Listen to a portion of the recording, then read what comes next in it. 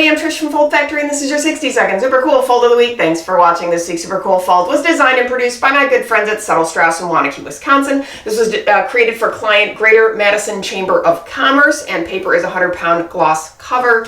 And this is a modification to a fold of the week classic, the iron cross fold. It's that plus shape. I've shown lots of variations over the years, and this is a variation that I think you're going to like quite a lot. So this piece opens up like this, and you've got a nice little flap right here, kind of unexpected, and it creates a nice area of interest, which is very nice.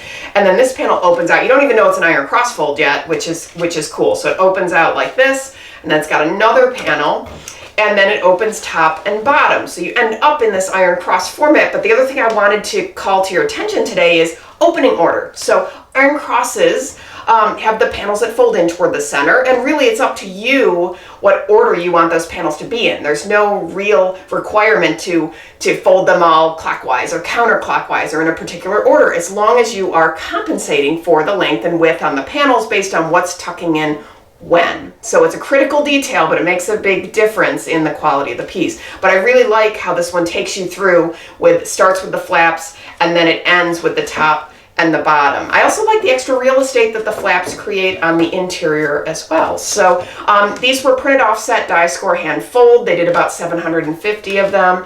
So very cool. I hope you like it. That's your 60-second super cool fold of the week. Iron cross with extra flaps. Forward this to your friends and colleagues. Keep the dialogue going. Viewers, please send me your folds if I use them. I'll send you free stuff. Visit foldfactory.com for folded samples, style lines, and print. And remember, think finishing at the beginning. I'll see you next week. Bye.